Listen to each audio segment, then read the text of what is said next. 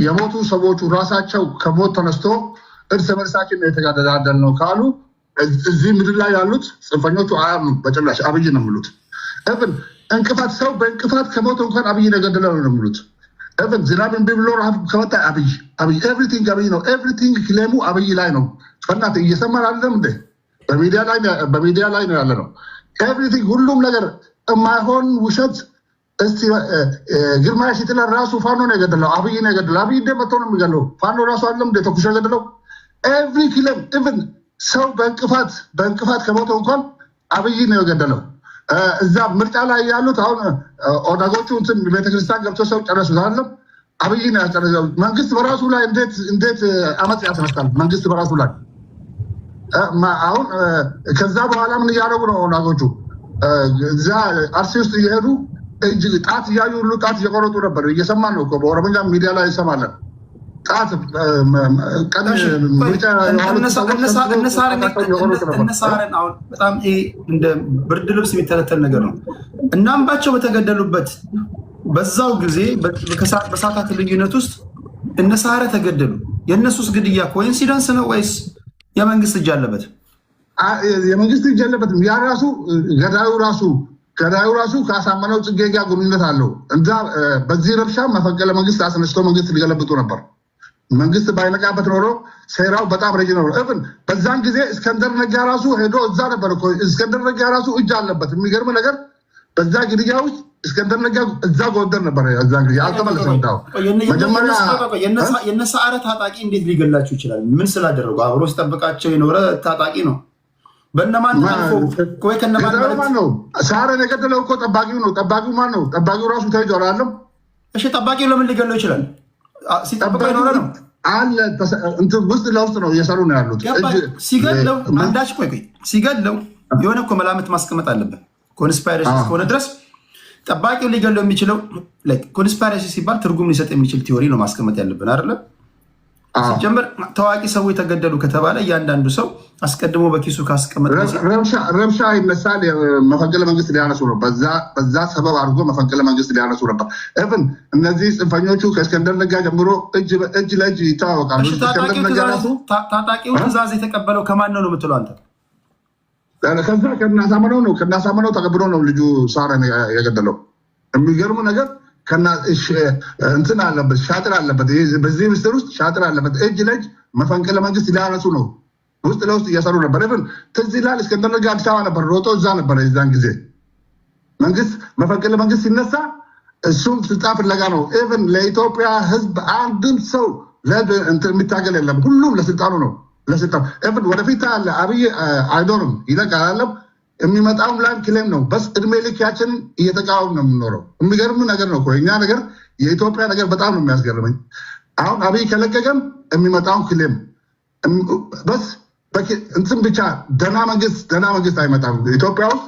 አብይ ከለቀቀ እርስ በርሳችን ደግሞ ሊያባሉ ነው። ደግሞ እኛ እንባላም። ኢትዮጵያ በደም የተሳሰረ ነው። ሁሉም ያልተጋባ ሰው የለም። ሙስሊምም፣ ክርስቲያንም፣ ኦሮሞም፣ አማራም፣ ትግሬም፣ ጉራጌም ሁሉም ተጋብቷል፣ ተሳስሯል። ጽንፈኞቹ መንገድ ላይ ነው የሚቀሩት፣ ተበትኖ ነው የሚቀሩት። የሚገርም ነገር። ስለዚህ በመጨረሻ የምትለው ነገር በልና በጸሎት እነዚህ ጽንፈኞችን የሚገርም ነገር ኢትዮጵያ ስትሄድ ሰላም ነው፣ ምንም ነገር የለም። እዚህ አሜሪካ ስመለስ ሁሉም ነገር ሚዲያ እዚሁ ነው የምሰማው። ሁሉም ነገር የኢትዮጵያ ህዝብ ከጫፍ እስከ ጫፍ በሰላም ወጥቶ እየገባ ነው። እዚህ ሲመለስ ደግሞ አዲስ ነገር ሰማለሁ። አዲስ ነገር ሲሄድ ሰላም ነው፣ ሲመጣ ረብሻ ብቻ። ሚዲያ ላይ ያለው ብቻ ነው ረብሻ ያለው እንጂ ምድር ላይ ያለው በአካል ሄደ ካየ አንድ ቀን አላህ ካለ ወይ ፈጣሪ ካለ ትሄዳለህ ለማየት ያልከው። እውነቴን ነው የምልህ ቴዲ። አዋራው የሚነሳው እዚህ ሚዲያ ላይ ነው። እኔ ብሄድ መንግስት ሁሉም በሃይማኖቱ ለኢትዮጵያ እኔ ብሄድ መንግስት አያስረኝም። እኔ ዋስትና ይሰጠኛል። እርግጠኛ ነኝ አያስርም። ዮኒ ማኛ እንደዛ ተሳርቦ አጫሉ ምቹን ያገለው ዮኒ ማኛ እንኳን ሄዶ ተዝናንቶ ነው የወጣው። ማንም አንተ እኮ ፌቨር እየሰራ ነው። ለምን መሰለህ? መንግስትንም ተቃዋሚንም እያወጣ በሁለተኛ በትክክል እየሄድክ ነው እኮ። የሚገርም ነገር መንግስት እንዳንተ አይነት ሰው ነው የሚፈልገው። አያስርም። እርግጠኛ ሆኜ 100% አያስርም። እውነቴን ነው የምልህ። አንተ እኮ ለኢትዮጵያ እንድትፈርስ አልፈልግም እኮ ለኢትዮጵያ የሰራ ነው እኮ። ተቾች ተቃዋሚዎች ለመድረክ ተሰጣቸው እያሉ ኮርፉ ደጋፊዎች እዚህ ላይ ብቻ ነው። እንዲህ መንግስት ተሳርቦ ሲሄድ ማንም ዞር ብሎ የማያይ የለም። እውነቴን ነው የምልህ፣ ዞር ብሎ የማያይ የለም። በሰላም ገብቶ በሰላም የፈለገውን ነገር የኔን እንተውና በመጨረሻ የምትለውን ነገር አስቀምጥና ለሌሎች እድል እሰጣለሁ። መጨረሻ የምለውን ነገር ሁላችንም ሁሉም በየሃይማኖቱ ጸሎት ማድረግ ነው ለኢትዮጵያ። እነዚህ አፈኞቹን ብቻ ልባቸውን ይስጣቸው። እውነቴን ነው የምልህ። ሁሉም በሃይማኖቱ ጸሎት ያርግ። እሺ፣ ከልብ አመሰግናለሁ አድማጭ። ቴንክ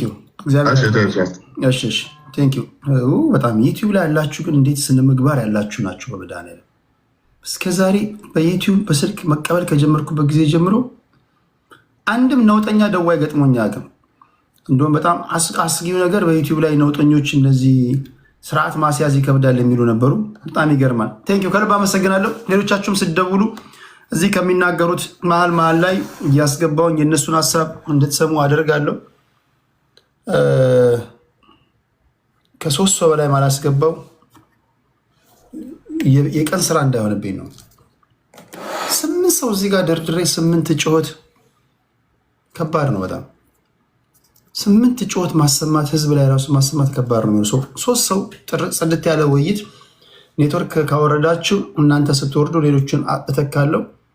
ባሰ ከተባለ ሜቢ 4 ላደርግ ይችላለሁ። ከዛ ውጭ አምሶሪ ጋይስ።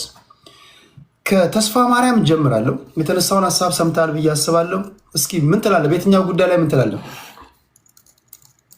ቴድሻ ቴንኪው እድሉን ስለሰጠኝ ሁላችሁንም ሰላም ብያለሁ።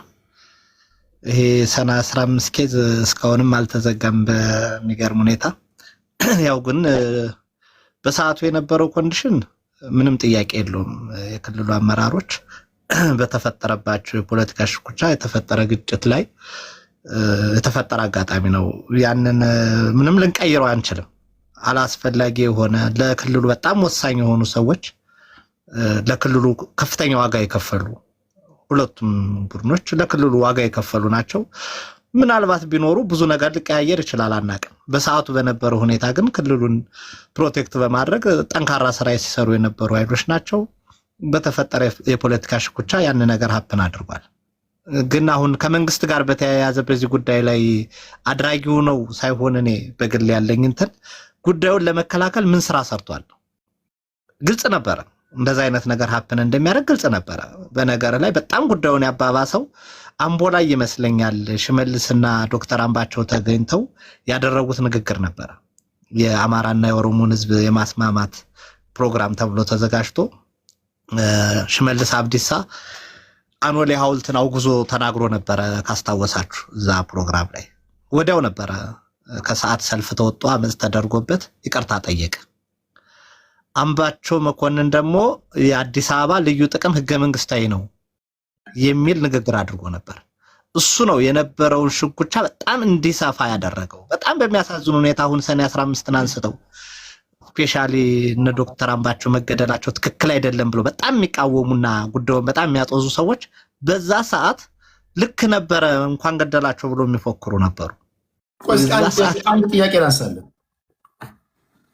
ይህ የምትሰሙ ሁላችሁም ትመልሳላችሁ ወይም እዛው ጎን ለጎን ተጠያይቁ። እነ ዶክተር አምባቸው እነ ምግባሩ እነ እዘዝ ብአዴን ናቸዋል።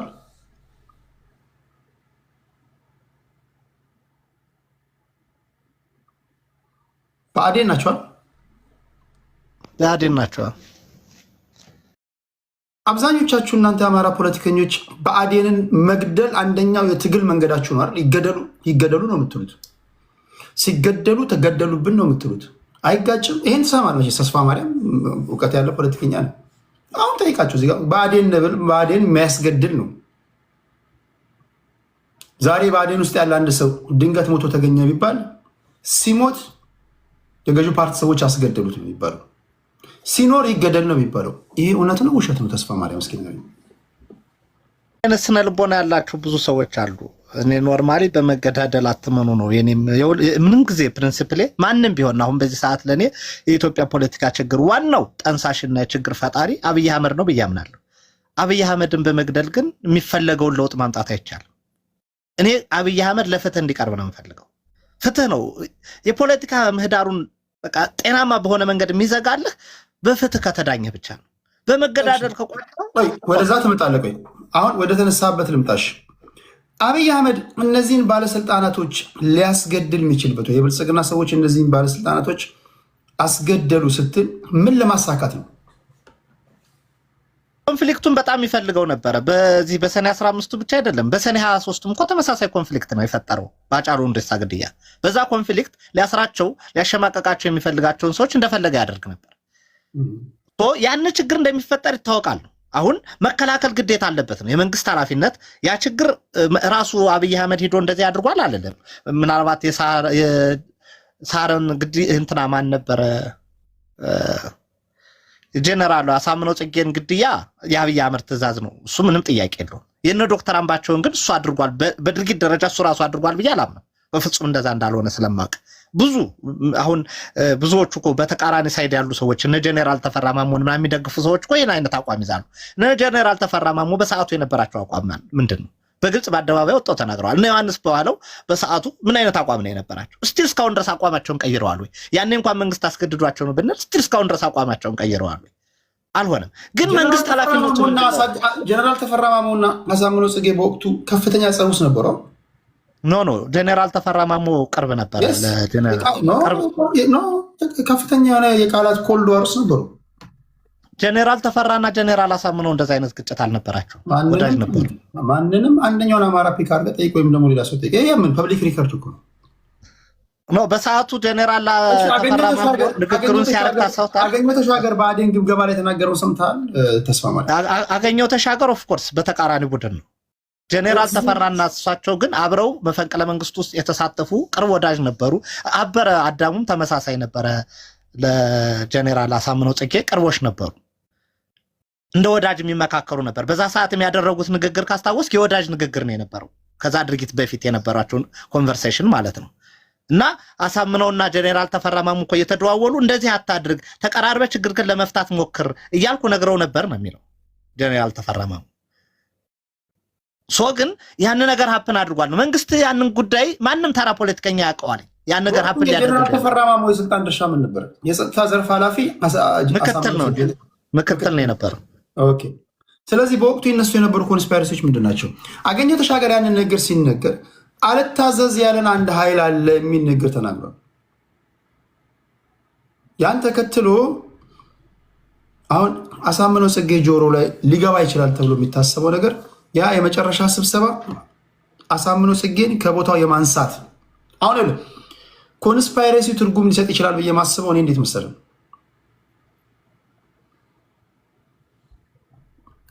ሁለተኛ ወገን አስገድሏቸው ሊሆን ይችላል የሚለውን ነገር እንደ በፖለቲከኛ ቋንቋ እየፈታታን ስናየው ትርጉም የሚሰጥበት አንድ ፓርት አለ።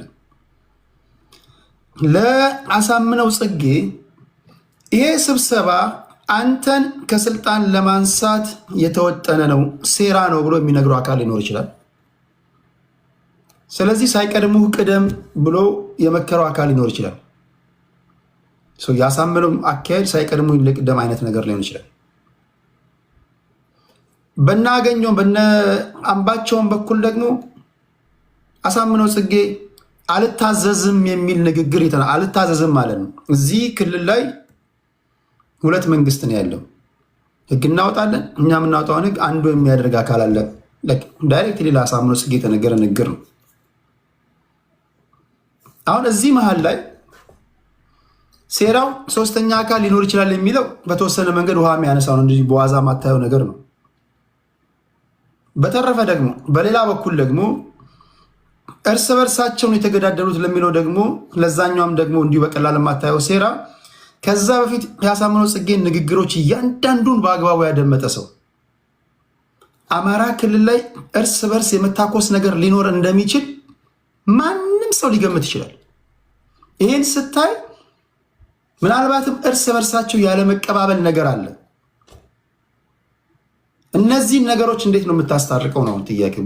ሴራውም ካለ በእነዚህ መሀል ያለ ይመስለኛል።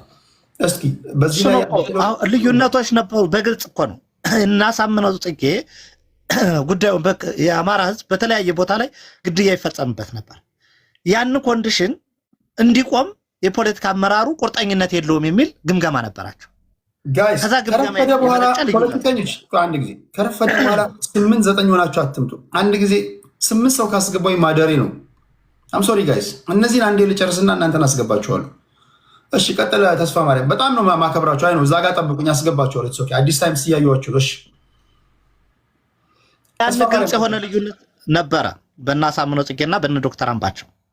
ከዛ ላይ በዛ ምክንያት ምን የሚል እንቅስቃሴ ተፈጥሮ ነበረ እዚህ አማራ ክልል ውስጥ ሶሻል ሚዲያው ጭምር። አንዴ ቆይ ላስገባቸውና እንደዚህ ላድርግ። አሁን 8 ሰው ካስገባችሁ ልታሳድሩኝ ነው ጋይስ። እንዴት አድርጌ ቆይ ስብጥሩን ሳስገባ አንድ አይነት ሀሳብ እንዳይሆን መጠንቀቅ አለብኝ። እሺ ቀጥል ተስፋ ማርያም። እሺ አስገባቸው። ቀጥል ተስፋ ማርያም። ሶሪ።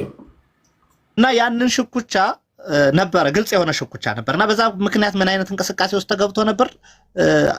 ጀነራል አሳምነው ጽጌ የክልሉ ፕሬዝዳንት ይሁን የሚል ሙቭመንት ተፈጥሮ ነበር። ግልጽ የሆነ ግጭት ነው። ሊያስወግዱት ነው የሚለው ብቻ ሳይሆን ፕሬዝዳንት እሱ ይሁን የሚል እንቅስቃሴ ውስጥ ተገብቶ ነበር። ሶሻል ሚዲያ ላይ ያሉ አክቲቪስት ነኝ ምናምን የሚል ኤግዛክትሊ ቴንክ ዩ። በወቅቱ አሳምነው ጽጌን ግሎሪፋይ የሚያደርጉ እንቅስቃሴዎች ነበሩ። ከሌሎቹ ለይቶ የማጀገን እንቅስቃሴዎች በተለይ ፌስቡክ ላይ የጻፉ የነበሩ ጽሁፎች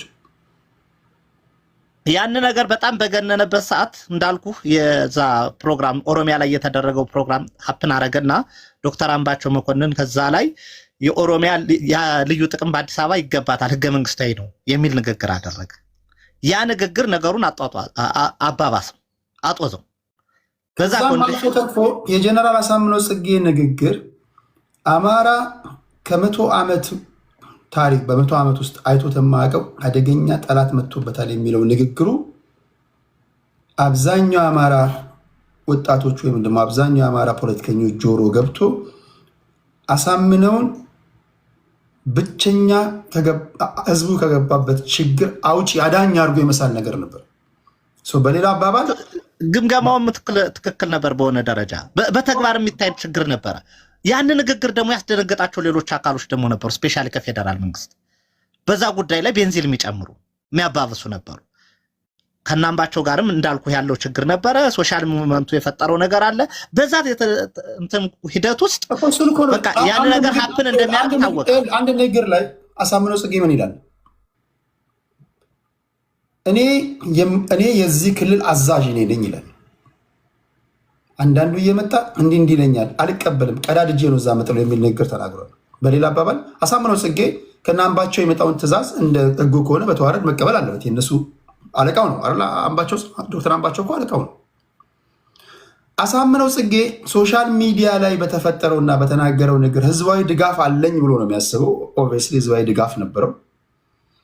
በነሱ መካከል በአሳምነው ጽጌ ቡድኖችና በናምባቸው ቡድኖች መካከል ወይም ደግሞ የአሳምነው ጽጌ ህዝባዊ ድጋፉን አይቶ እናምባቸው ሊያነሱኝ ነው ገምግመው ሊያነሱኝ ነው የሚለው ነገር ተነስቶበት እርምጃ የወሰደባቸው እሱ ነው ለሚሉ ወገኖች የነበረው ነባራዊ ሁኔታ አሳይም ብለህ ታስባለህ? የመጨረሻ ጥያቄ ነው። ወደ ሌሎች መጣ።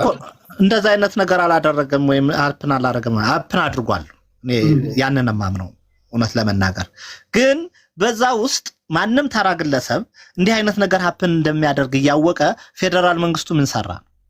አሁን የፌደራል መንግስት ሚናውን እኔ በጣም ነው የምደነግጠው። አንዳንድ ሰዎች እንደው እነሱ ያደረጉት ምን ያድርግህ አብይ ሲል አብይ ምንድን እንደሆነ ፖዚሽኑ ምን እንደሆነ አያውቅም ማለት ነው። ይሄ ሰው ላለው ባንኩም ታንኩም በእጁ የያዘ ሰው እኮ እንዲህ አይነት አይደለም። በክልል ደረጃ አይደለም በቀበሌ ደረጃ የሚደረጉ እንቅስቃሴዎችም ኮንትሮል የማድረግ ኃላፊነትና ግዴታ አለበት። በጣም በሚያሳፍርና በሚያሳዝን ሁኔታ ያንን ኮንዲሽን ሀፕን እንደሚያደርግ ሁሉም ያውቁታል። የህወሓት ሰዎችም ያውቁታል፣ የፌደራል መንግስት ሰዎችም ያውቁታል፣ ማንም ሌላ ተራ ፖለቲከኛም ያውቃል። በዛ ኮንዲሽን ግን ያንን ተጠቅመው ደግሞ ፌደራል መንግስቱ ላይ እነ ሳሃረ ላይ እንደዛ አይነት እርምጃ ወሰዱ። ያን ነገር ሀፕን ባደረገበት ኮንዲሽን እንደዛ አይነት አሁን እኔ ፌደራል እነ ሳሃረ ላይ የተደረገው ድርጊት ከናምባቸው ጋር ከነ አሳምነው ጽጌ ጋር ማገናኘት እብደት ነው የሚመስለኝ። በጭራሽ ሊገናኝ የሚችል ነገር አይደለም። ገዳዩም የተባለው ልጅ ነው ብዬ አላምንም። እውነት ለመናገር በሰዓቱ ዜናዎችን ካስታወስክ ሙቷል ነበር ተብሎ የተዘገበው። ግን በዛ ደረጃ እንትኑ የመከላከያ ኤታማዦር ሹሙ በዛ ደረጃ እስኪጠቃ ድረስ ደህንነት ሚኒስትሩ ምንድን ነው የሚሰራው? ይሄ ቁጣራ ነገር አይደለም። እያንዳንዱን እንቅስቃሴውን የዚህ ልጅ አይደለም ከሱ ጀርባ ሌሎች የግቢ ጠባቂዎችን ሁሉ እያንዳንዱን እንቅስቃሴያቸውን መከታተል ካልቻለ ደህንነት መስሪያ ቤቱ ሙቷል ማለት ነው እንዴ። ሚስታችን ጋር እኮ እንዳንተማመን የሚያደርግ ስርዓት እኮ ነው የጣል ነው አይደል እንዴ? የደህንነት ሰንሰለቱ እዛ ድረስ ጠልቆ የገባ ነው የነበረው። ይሄኛው ደግሞ ጭራሽ ከፍተኛ አመራሮች የክልል ከፍተኛ አመራሮችን መከላከል መጠበቅ የማይችል የደህንነት መስሪያ ቤት የደህንነት መስሪያ ቤት ነው ልትለው አትችልም። ተራ ጋዜጠኛና ኮሜዲያን ማሰር ነው እንደ የደህንነት መስሪያ ቤት ስራ በጭራሽ አይታሰብም። ያንን አላደረኩም ቢል እንኳን ካድራጊው የበለጠ ተጠያቂው ለኔ መንግስትና መንግስትም። አንደኛ ነገር ግልጽና ግልጽ ነው። ያንን የመከላከል በጣም ቀላል ነው። ማንም ሰው በቀላሉ ተረድቶት ሊከላከለው የሚችለው እንቅስቃሴ ነው የነበረው። እሺ ወደ አንተ መጣለሁ። እሺ ፋልሜታ ብያ ምን ትላለህ? ጤና ይስጥልኝ ቴዲ፣ እዚህ ውስጥ ያላችሁ ሌሎች ወንድሞችም በጣም ሰላም ብያለሁ። እኔ የምለው ገዳዩ መንግስት ነው የፌደራል መንግስት ነው ወደሚለው ነው ያለሁት። ግልጽና በወቅቱም የተነገረ ጉዳይ ነው። ለምን ይሄ ሆነ የሚለውን ነገር በወቅቱ ከተረዳን አኳያ እሺ አንዴ ይቅርታ፣ ምናልባት እስማኤል አንተ ገዳዩ ማን ነው የምትለው? ሁለት ገዳዩ መንግስት ነው ካለ እስማኤል አንተ ምንድን ነው የምትለው? እስማኤል አለ እስማኤል እስማኤል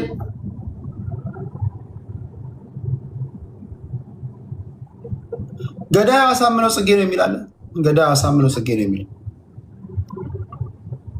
እሺ ገዳዩ አሳምነው ጽጌ ነው የሚል እስኪመጣ ድረስ ወደ አንተ ልምጣ። እሺ ቀጥል። እና አምባቸው የገደለው አሳምነው ነው። አሳምነው እንዴት ገደለ የሚለው ነገር ለምን ገደለ የሚለው ነገር ሌላ ጨዋታ ነው። ምክንያቱም ጨዋታውን በመሀል የተጫወተው በወቅቱ የፌደራል መንግስት ነው የሚለውን ለምን ለመወሰን የወሰንኩት በወቅቱ ሁለት ነገሮች አሉ። አንደኛው አሳምነው ጽጌ በወቅቱ ራሱ መውጣት የፈለገበት ጉዳይ ነበረው። እነኚህ ደግሞ ከአማራ ክልል አመራሮች ጋር ግጭት ውስጥ የከተተው አግሬሲቭሊ የሚሄድ አማራ ተጠቅቷል።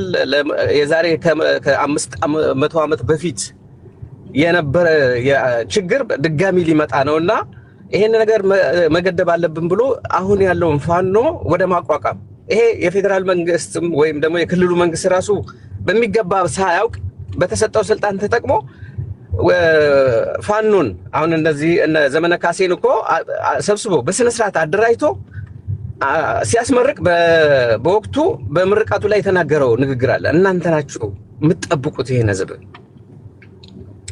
ስለዚህ ይሄንን የ500 ዓመት ታሪክ እንትን አንስቶ ሲጠቀምበት የነበረና አግሬሲቭሊ ሲሄድ ነበር። ያ ደግሞ የክልሉን መንግስት በጣም አስበርግጎት ነበር የበለጠ። እናንተ ሽማግሌዎች የሚል እንዲህ ዝም ብላችሁ ቄሶችን ሲተቻቸው የነበረ በስብሰባው ላይ አርፋችሁ ተቀመጡ፣ እርቅ ምናምን የምትሉትን ነገር እጃችሁን ሰብስቡ ምናምን ብሎ የማስፈራራት የክልል አመራሮችን በወቅቱ እነ ገዱ አንዳርጋቸው እኮ የአማራ ክልል ፕሬዝዳንት ነበረ። አስበርግጎ ከክልል ፕሬዝዳንትነት እንዲወጣ የተደረገው አንዱ የዚሁ የአሳምነው አካሄድ ነው። ሌላው ሁለተኛ ብዬ ያስቀመጥኩት ነገር ምንድነው የአሳምነው አካሄድ ከሆነ ግድያውን አሳምነው ልጨርሰውና አንድ ላይ ታያይዝልኛለህ። አብይ ፌደራል መንግስት ነው ለምን እንዳልክ ስላልገባኝ ወደ እሱ ልመጣ ነው። ኦኬ ሌላኛው የአምባቸው ጉዳይ ነው። አምባቸው በወቅቱ ልክ ስልጣን ሳይዝም በፊት ከወያኔዎች ጋርም ራሱ ጠንከር ያለ በጣም ደፍሮ የሚናገር እንደ ሌሎቹ ፈሪ ሰው አልነበረም። በወቅቱ ላመነበት ነገር ጠንክር ብሎ ይጋጭ ነበር። ይሄ የሜቴክን ጉዳይ እንኳን ያጣራል ተብሎ እዛ ውስጥ ያለውን ኮረፕሽን ቻሌንጅ ያደረገ ግንባር ለግንባር ተነሱ ጋር ተላትሞ ብዙ ነገር ያደረገና ጠንካራ ሰው እንደነበር ይታወቃል። ያው ይሄ እሱ የፖለቲካ ሸሮችን በሚገባ የሚገባው አልመሰለኝም። ለሚመለከተው ለፈለገው አቋም ጠንካራ ሆኖ የሚሄድ ባህሪ ነበረውና ያ ለነበረው ለአብይ መንግስት በዛ በወቅቱ ሊመጣበት የሚችለው ነገር ያስፈራው ሰው እንደነበረ እኔ በሚገባ አውቅ ነበር። እሱ ሰውዬ ጠንካራና ለዚህ ለአብይ መንግስት በጣም ጠንካራ ቻሌንጅ የሚያደርግ የብአዴን ሰው ነው። ለውጥ ወቅት ነው። ሁለተኛ ደግሞ ዲያስፖራው የአማራ ዲያስፖራ ያለው አማራ ጠንከር ባለ መልክ የነበረውን የዚህ የለውጥ መንግስት የሚባሉትን እነዚህና አብይን በጣም ቻሌንጅ ያደርጉ ነበር። እንደውም ምን ይሏቸዋል? እናንተ ጠቅላይ ሚኒስትሩን እነሱ ይዘው የውጭ ጉዳይ ሚኒስትሩን ይዘው እንዴት ነው እናንተ የሚል ትልቅ እንትን ነበራቸው። ከዛ ቶሎ ብሎ የዛኔ የውጭ ጉዳይ ሚኒስትር የነበረው ደግሞ ወርቅነህ ገበየሁ ነው። አብይ እሱን ዞር አደረገና ቀስ በቀስ ገዱን ከዛ እንዲባረር አስደረገው። ከዛ አምጥቶ አስቀመጠው።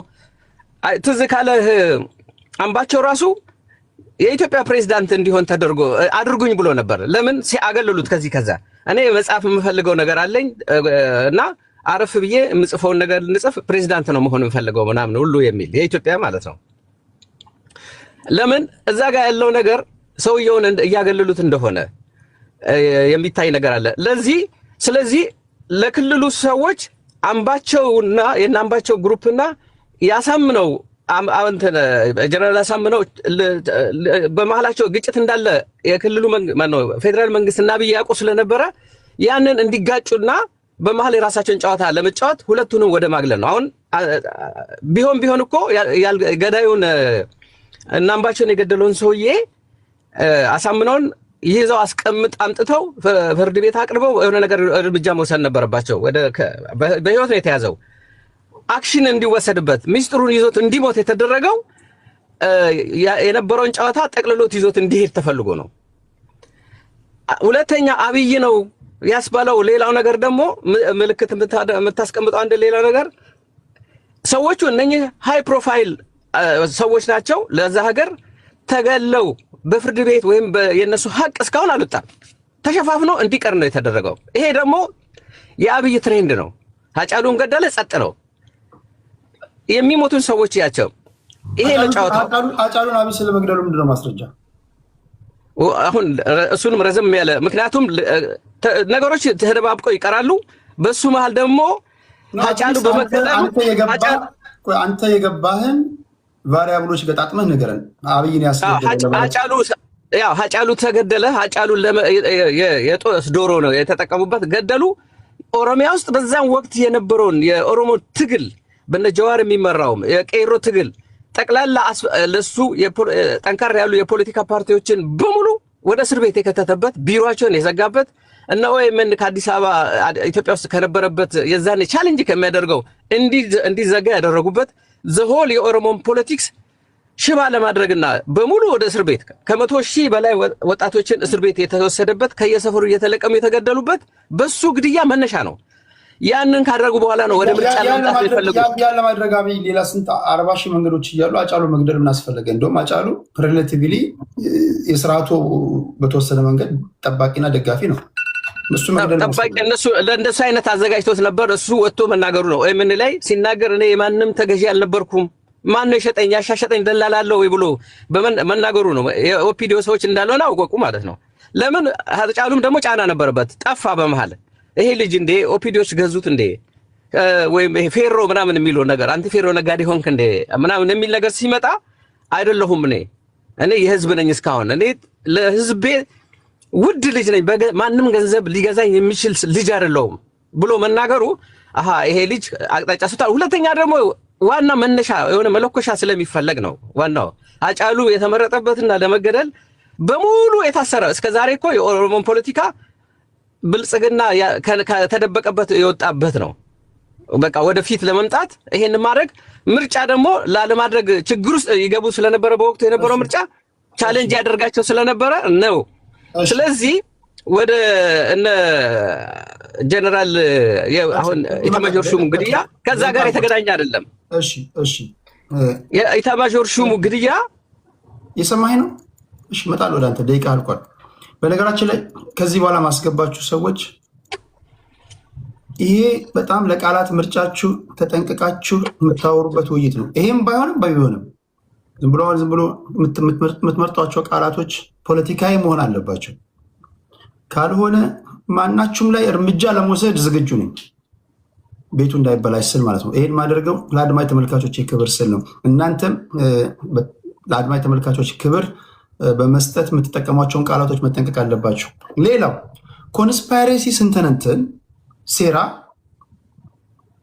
አትሊስት እነዚህ አሳማኝ ነጥቦቻችን ወይም ደግሞ እነዚህ ሰፖርቲንግ ዲቴሎቻችን ትርጉም እንኳን ባይሰጥ ትርጉም ወደ መስጠት የሚጠጉ መሆን አለባቸው። ከበደን የገደለው አየለ ነው ስትል እንደዛ ለማለት ያስቻለ ነገር ምንድን ነው? አይ ከሱ ውጭ ማን ሊገለው ይችላል ካልክ ይህንማ ዝም ብለው እነማንም ይሉታል። እናንተ ፖለቲከኞች ከሌሎች የምትለዩበት በፖለቲካዊ ቋንቋ ኮንስፓይሬሲን በመተንተን ብቃታችሁን መሆን ያለበት። ዝም ብሎ አልፎ ያጅ የሚናገረው መናገር ከተናገራችሁማ ለእኛም ሙቀት አይሆነንም፣ እናንተንም ግምት ውስጥ የሚጥል እንዳይሆን ማለት ነው። በጣም ጥንቃቄ ያስፈልጋል። ያለና የነበረ ነገር ነው ሴራ፣ ነገም ከነገ ወዲያም ይኖራል። እንደዚህ ያሉ ነገሮችን ስንተነትን ሌላው ይገባኛል። ሁላችሁም ያላችሁበት አሰላለፍ አለ።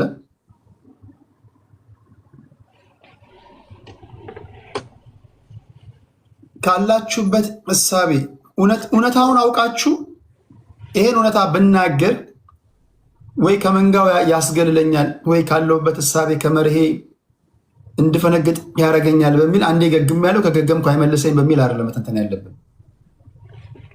እሱንም ከግምት አስገብታችሁ ይህ ለአድማጭ ተመልካቾች ቢያንስ ትርጉም የሚሰጡ ውይይት እንድናደርግ ስለፈለግኩኝ ነው።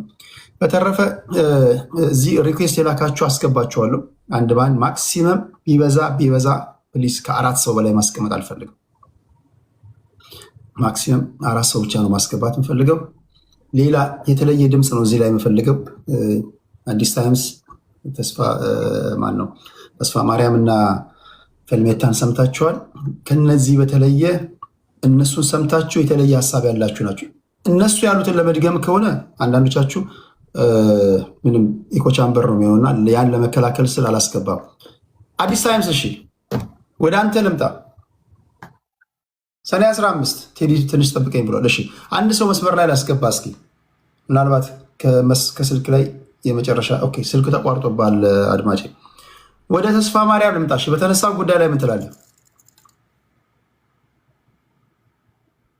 ብዙም የተለየ ነገር እኮ እስካሁን አልተነሳም። ቴዲ ኃላፊነቱን ማንም ሰው ብዙም የተለየ ነገር ሀሳብ ያልተነሳው ሶስታችሁም ድምፃችሁ አንድ አይነት ስለሆነ ነው። ስለዚህ ትክክል ነህ። ከሶስታችሁ አንዳችሁን አስወርዳለሁ። ትክክል። የተለየ ሀሳብ ያለው ሰው ያስፈልጋል። ያንን እኮ ምክር የለም። እኔ ማውረድ እችላለሁ። ቴዲ ከሶስት አንዳችሁን አወርዳለሁ። ትወርዱልኛላችሁ በክብር። እኔ ልውረድ፣ ምክንያቱም ወደ ስራ ልገባ ነው እና እነሱ እሱ እንዳለው ከበደ እንዳለው አየለ እንዳለው ነው ንግግሩ። እንደዛ አይነት ወይ ደግሞ እኔም ይደብረኛል። ሰው የተለየ ሀሳብ ያላችሁ ከነሱ የተለየ ሀሳብ ያላችሁ ብቻ አንዳንድ ቁጥር ጻፉልኝ። እዚህ ላይ ያሉትን ለመድገም አንዳንድ ቁጥር አትላክልኝ በመድኃኒዓለም። አዲስ ታይምስ ሬዲ ካልሆነ እስኪ እዚህ ጋር ከላካችሁ መካከል ሁላችሁም እዚህ ጋር አላችሁ። ኦኬ እስኪ የትም ምድር ላይ ሰምተህ ማታውቀውን ትንታኔ ተነተናለሁ ነው የሚለው የልጅ በኮመንት የእሱን እንስማና ወደ እናንተ እመጣለሁ። እስኪ ገብተሃል ወንድሜ? ሰላም እንዴት ናቸው? አማን ነው ሁሉ አማን አለው። እግዚአብሔር ይመስገን። ገብተሃል ወንድሜ? ያ ሰምቻለሁ። ውይይቱን ሰምተሃል? ያ ሰምቻለሁ። እሺ ምን ትለናለህ አንተ? የአንተ ትንታኔ ምንድን ነው? የእኔ ትንታኔ ትንሽ ሰፋ ያለ ነው። ምናልባት ከመጀመሪያው ብነሳልህ ዶቶቹንም ስለማውቃቸው ብዙ እንትን የምቸገር አይደለሁም። ምንድነው የሆነው? ያው አሳምነው ብዙ ሰው ምናልባት የማያስታውሰውና የረሳው የአዴፓ ሲመሰረት ማዕከላዊ ኮሚቴ አባል ነው። የብአዴን ማለት ነው። የብአዴን ወደ አዴፓ ሲቀየር፣ ስለዚህ ለዛ ነው በስልጣን ያገኘው። ስልጣን ካገኘ በኋላ በነበረው የፖለቲካ ሽኩቻ እናምባቸው ስማቸው የገነነው ካድሬ ነው። አንድ አይነት ካድሬ ነው የነበሩት። እናምባቸውን ግን የዚህ የደቡብ ጎንደሮች ማነው አሁንም አለ እና ያለው መንበሩ ናቸው እንደዚህ ያደረገ የግጨውን መሬት የመለሰ እንደዚህ ያደረገ በሚል የስብና ግንባታ ሰርቶለታል አምባቸው። ጎጃሞቹ ደግሞ ላሳምነው ሰርተውለታል። ምንም በቃ የተለየ ነገር ነው ሰሩላቸው የነበረው። ኢቭን አምባቸው ፕሬዚዳንት ሊሆን ሲል አልፈልግም ያለው የታወቀ ነው። ለክልሉ ፕሬዚዳንት እንዲሆን ነው። በዛና በዚህ በነበረው ሁኔታ ላይ ግን የሰላምና ደህንነቱን ላሳምነው ተሰጠው። ምክንያቱም የወዝ ካድሬ የአዴፓ ካድሬ አምባቸው እንትኑን ያዘ። ቀደም እንዳሉት የሆነ ልጅ እንደጠቀሰው ገዱ የተወገደው ከዚህ በሶሻል ሚዲያውን ባለው መንጋ ላይ ሰርቫይቭ ማድረግ አልቻለም። ሰኔ 15 ዝም ብሎ የተንከባለለ የመጣ ነገር አይደለም። ምንድነው ዝም ብሎ በአንድ ቀን የተፈጠረ ነገር አይደለም። ከጀነራል ተፈራም ጋር ጥል የላቸውም። አዲስ አበባ ስብሰባውን እኮ ቅዳሜ ሰኔ 15 ሀፕል ሊያደርግ እኮ አዲስ አበባ ስብሰባ ነበሩ። ከአዲስ አበባ የተመለሱ ቅዳሜ ነው። አሳምነውም ተፈራም የተመለሱ ቅዳሜ ነው። ቅዳሜ ነው የሀፕን ያደረገው። ቅዳሜ ጧት ከአዲስ አበባ ተመልሰው ቀጥታ ዝም ብሎ ወደ ሰኔ 15ቱ ለመሄድ ካስፈለገ ሰኔ 15ቱ የተፈጠረውና ሀፕን የሆነው እስክንድር ነጋ ባህር ዳር ፕሮግራም ስለነበረው ነው። የጥሉ መነሻ የሁሉ መነሻ ነገር እስክንድር እሁድ ባህር ዳር ላይ አዲስ አበባ ስለተከለከለ ባህር ዳር ላይ ስብሰባ አደርጋለሁ ብሎ ቅዳሜ ማታ ሰኔ 15 ማለት ነው ቅዳሜ ማታ ባህር ዳር ሪፖርት ታግቶ ነበር። የእሱ መነሻ ነው። እስክንድርና አሳምነው ደግሞ እስር ቤት ላይ አብረው ስለነበሩ ወዳጅነትና ትውውቅ አላቸው። ያንን ስብሰባ ደግሞ እንዲያደርግ አልተፈለገም ባህር ዳር ላይ። እናምባቸው ደግሞ ያንን ስብሰባ እንዲያደርግ ያው ከፌዴራል መንግስቱን ባላቸው እንትን አይሆንም የሚል አቋም ነበራቸው። አሳምነው ግን ከሱ ጋር ባለው ከእስክንድር ጋር ባለው ግንኙነትና ጓደኝነት እንትን ላይ ቅርርብ ምክንያት እኔ ኃላፊነቱን ወስዳለሁ የሚል ሰጣ ገባ የገቡበትና ጭቅጭቅ የሆነው ወይም ደግሞ የተጣሉበት ዋናው መነሻው የለም እንጂ የታሰበበት እንትንም አይደለም። ሰኔ 15ቱ ምናልባት ራሱ አሳምነውም 11 ሰዓት ከመፈጠሩ በፊት እሱም እንደዛ አይነት ክስተት ይፈጠራል የሚል ሐሳብም እቅድም የለው። ከዛ በኋላ ግን በነበረው ጎራዎች ላይ በተለይ በሚዲያው ለምሳሌ አሳምነው ቅጽል ስሙ በጎጃሞቹ ቅጽል ስም የነበረው እሱን መንጋ አድርገው እንትሉት የነበረው ገብሱ ነው የሚሉት። የጎንደርን ማጥቂያ ማስፈጸም ያድርገውት ነው የነበረው። ገብሱ ሲባል የነበረው አሳምነው እንደዛ እንደሚባል አያውቅም። በቃ እንደፈለጉ ነው የሚጋልቡት። ምክንያቱም ፖለቲካውን የክልሉን ፖለቲካ መያዝ የሚፈልጉት በብዛት ጎጃሞቹ ነበሩ። ጎንደሮቹን ማጥቃት ነበር የሚፈልጉት። ስለዚህ በወሎየው ገብሱ በሚል ቅጽል ስም በሰጡት አሳምነው እንደፈለጉ ይመነሽሩታል። እሱም ደግሞ የሶሻል ሚዲያው ሙቀቱን መቋቋም አልቻለም። ስለዚህ አት ዘ ሴም ታይም አምባቸውን ያከብረውና የወደው የነበረው አሳምነው በተቃራኒው እስኪቆምና እስከሚጠላው ድረስ የሄደበት መንገድ ምንድነው? ሊያሳስርህ ነው እያሉት በብዙ አስፈራርተውታል። 9 ዓመት እስር ቤት የማቀቀ ሰው ነው። መታሰርን ይፈራል። ከዚህ በኋላ መታሰርን የሚፈልግ ሰው አይደል። ያነ በመሆኑ ምክንያት እሱም የሚወደውና አምባቸውን በሚጠላውና በተቃራኒው ለመቆም የደረሰው ዝም ብሎ በአንድ እንትን አይደለም። በነዘመነ ዙሪያ የነበሩ ሰዎች በሙሉ እነ ክርስቲያን ታደለ እነ በለጠ ሞላ በሙሉ አንድ መንጋ ነው የነበረው። አሁን ሌላ አቋቋም ቢቆም ያሳምነውን ስብና ግንባታ የሚገነቡ ከዛ ላይ እሱንም ደግሞ ግፋ በለው የሚሉ ነው የነበሩት። አት ሴም ታይም እሱም ትንሽ ባርግራውንዱ አካባቢ ላይ ለምሳሌ አባቱ በህይወት እስከነበረበት ጊዜ ድረስ የስነ ልቦናን ተጽዕኖ አለው ብዬ አምናለሁ። አባቱ ልጄ ይነግሳል እያለ ነው፣ መርጌታ ጽጌ ልጄ ይነግሳል እያለ ነው የነበረው። እስከሚሞት ድረስ እንደው ሞቅ ሲላቸው ምናምን ልጄ ይነግሳል ይላል። ያንም የስነ ልቦና ጉዳት አድርጎበታል ብዬ አምናለሁ። እንደዛ አይነት ወደ እንትኑ ደርሳለሁ የሚል ስነ ልቦና አለበት ጉዳት ወይም ደግሞ የአባቴ ቃል ወይም ደግሞ ተፈጻሚ ይሆናል የሚል ሐሳብ በውስጡ ያደረ ይመስለኛል። እንደው እንደ ቲፕ አንድ እንትን ልጨምርልህ። ምክንያቱም ፖለቲካሊ ብዙ ሰው አሳምነውን የሚያውቀው አይመስለኝም። ከተፈታ በፊት ከተፈታ በኋላ አንድ ሌላ ነገር ልንገር። ከመፈታቱ በፊት 1997 እኮ ላሊበላ ላይ በረከት ስምዖንን ቡግና ወረዳ ላሊበላ ላይ ከተሸነፈ በኋላ ያን ምርጫ እንደገና ምርጫ እንዲካሄድ የተደረገው በጀነራል አሳምነው ምክንያት ነው። ላሊበላ መጥቶ ምንድነው ሰብስቦ ምንድነው ያደረገን ነው?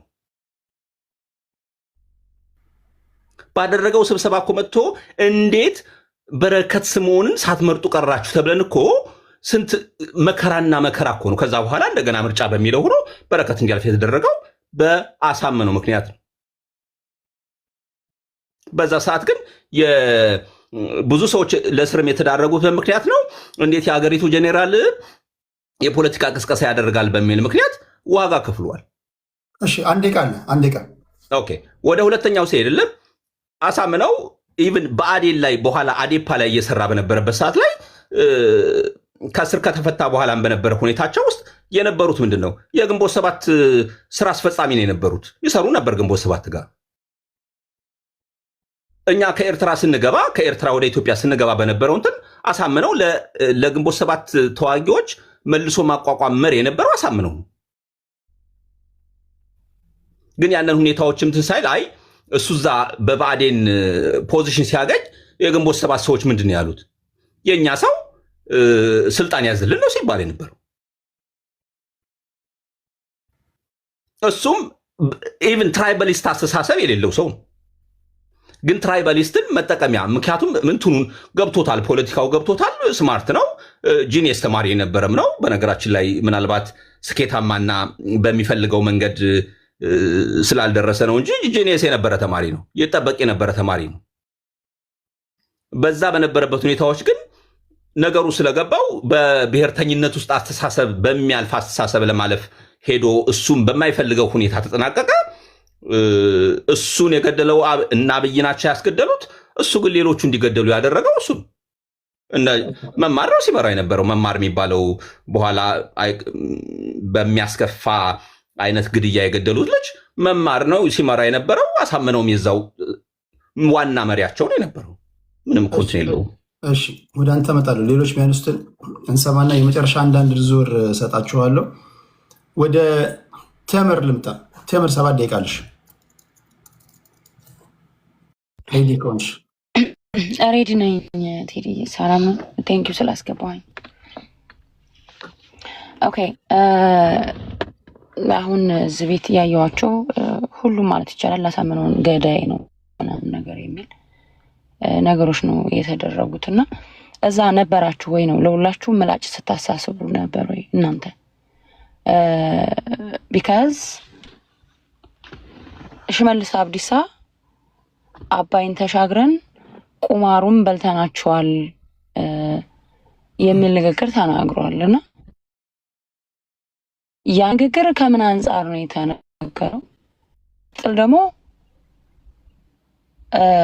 እዚህ ሚዲያ ላይ ሁሉ ጊዜ የአብይ አህመድ ካድሬዎች አማራን እርስ በርስ ተገዳደሉ የሚል ዲስኩር ሲደሰኩሩ ነው የሚውሉት። እና እንደዚህ አይነት ድምጾች ነው አሁን የሰማሁት። እና እኛ አሳምነውም አምባቸውም የአማራ መሪዎች አብይ አህመድ አሁን እዚህ እንደፈለገ ኦሮሚያ ክልል የህዝብ ደም የፈሰሰ አንድ ቀን እንኳ ወይም ህዝብ ሽመልስ አብዲሳን ሳያነሳ ገረድ አይነት መሪዎች እንዲኖሩት አማራ እነዚያውን ሲልግ አንደኛውን ወደ ላይ ፈጣን ወደታች ያመጣዋል። 7 ጊዜ ነው 6 ጊዜ ነው የቀየረው። እንደነዚህ አይነት ኃይሎች ከታች አማራን እንደፈለገ እንዳረግ የሚፈቅዱለት እንዲኖሩ ከላይ ያሉ ጥያቄ የሚጠይቁ የአማራን ህዝብ ጥቅም አሳልፈው የማይሰጡ የአማራ ህዝብ ያለበትን አሁንም እየደረሰበት ያለውን ቀድመው ተነበሩ ምንድን አጥቷቸዋል አብይ አህመድ። ይሄ አሁን ገና ውስጥ ለውስጥ ሽኩቻ ስላለ አብይ አህመድ ይህን ጉዳይ ለመፈጸም አላማ ስላለ ድምፅሽ ጥራት ይቆራርጣል።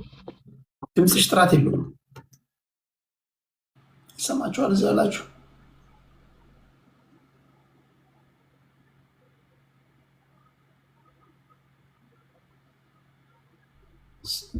መጣሽ?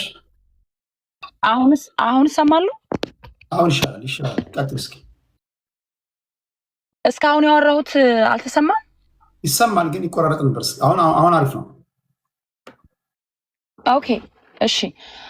እና አብይ አህመድ አሁን እንዳሉት አይነት ገረድ መሪዎች እንዲኖሩ እንደፈለገ እንደ ህፃን ልጅ የሚያሽከረክራቸው እንዲኖሩ እነዚህን የአማራን ህዝብ ጥያቄ አሳልፈው የማይሰጡ ጀግኖችን እርስ በርስ እንጨቃጨቁ አድርጎ ከዛ በጥበብ በልቷቸው ገሏቸው።